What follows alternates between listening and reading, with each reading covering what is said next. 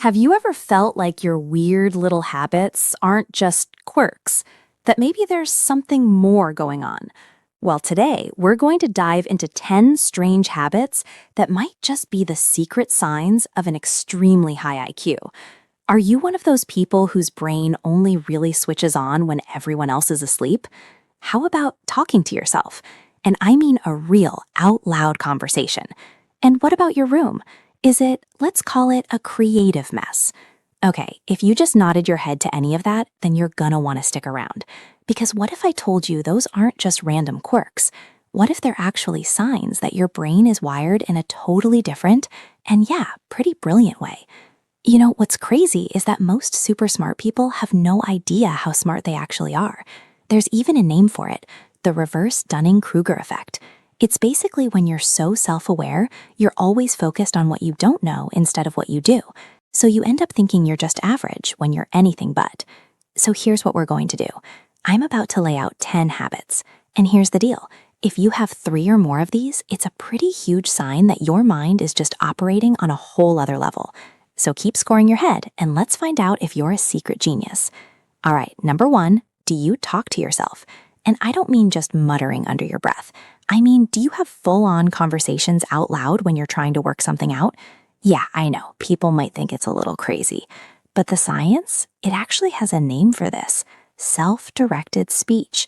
And it's not a sign of craziness, it's a sign of a high-powered brain organizing super complex thoughts. You're not losing your mind, you're actually just sorting it out loud. Okay, habit number 2. Is your room, or maybe your desk, what we like to call organized chaos? To anyone else, it looks like a disaster zone, but you know exactly where everything is. So the common view is that you're just lazy, right? Well, get this. A study from the University of Minnesota actually found that messy rooms can lead to more creative ideas. It's not about being lazy. Your brain is just prioritizing big ideas over tidying up. It's too busy making breakthroughs to worry about where to put that stack of papers. Next up, number 3. Are you a total night owl? Like, do you really hit your stride when the rest of the world has gone to bed? There's this idea that while average minds follow the sun, intelligent minds create their own rhythms. And it's true. Research actually shows a strong link between being a night owl and having a high IQ. Think about it. The night is quiet, it's distraction-free. It's the perfect environment for your brain to do its best work. You're not on a weird schedule, you're just in your genius zone. Okay, number 4.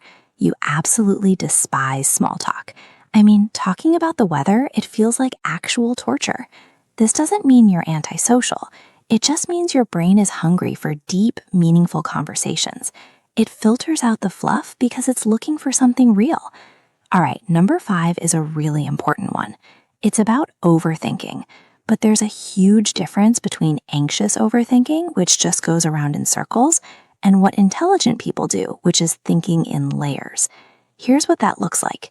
You're basically running 1,000 different simulations in your head. You're seeing every possible outcome, spotting every single flaw. It's like you're playing chess with reality and you're already 10 moves ahead. So when you finally make a move, it's not a guess, it's a strategy. Now, number 6 might feel like a flaw, but trust me, it's not. It's that selective memory. You can't remember where you put your keys for the life of you, but you can remember some super complex idea you read 5 years ago. See, your brain's not forgetful, it's just efficient. It's automatically deleting boring, everyday stuff to make room for the really important, complex information. Number 7, you are a chronic daydreamer. Your mind just wanders off, right? Well, that's not you being lazy or unfocused. It's actually a sign of your brain's default mode network kicking in. While you're staring out the window, your brain is in the background connecting dots and solving problems. I mean, it worked for Einstein and J.K. Rowling, right? They were big daydreamers too. Okay, number 8 is about your sense of humor. Is it a little dark, maybe? A lot sarcastic? If people sometimes don't get your jokes, it's probably because sarcasm is actually a high-level brain function. Think about it. You have to process what's being said, understand the opposite is true, and get the social context all at the same time. It's a mental workout. Number 9, and this is a big one for a lot of people. You really, truly enjoy being alone. It's not that you're antisocial. It's just that for a brain that's always on, socializing can be exhausting. All that processing of words, tones, body language, it's a lot. Silence is how you recharge. It's where you put all the pieces together. And finally, number 10, you see patterns absolutely everywhere. In numbers, in conversations, in the way people act. Your brain is just a super-powered connection machine, constantly finding links that nobody else even notices. It feels like a sixth sense, but it's just your brain working on a whole other level. All right, moment of truth. How'd you do? Have you been keeping count? Remember, the number we're looking for here is 3 or more. So, are you in the club? If you found yourself ticking off at least 3 of those, then welcome. It's a sign that you just see and process the world in a completely different way. Here's the main takeaway from all this. Those things you thought were your weirdest quirks, they're not flaws, they're features. They're the fingerprints of a really advanced brain. So I've got to know, how many did you have? If you hit 3 or more, do me a favor and drop a comment below that just says, I'm in the 3+ club. Let's see how many of us there are. So if you enjoyed this video, consider liking it. Also, if you want more psychology-based insights explained in simple, practical language, hit subscribe.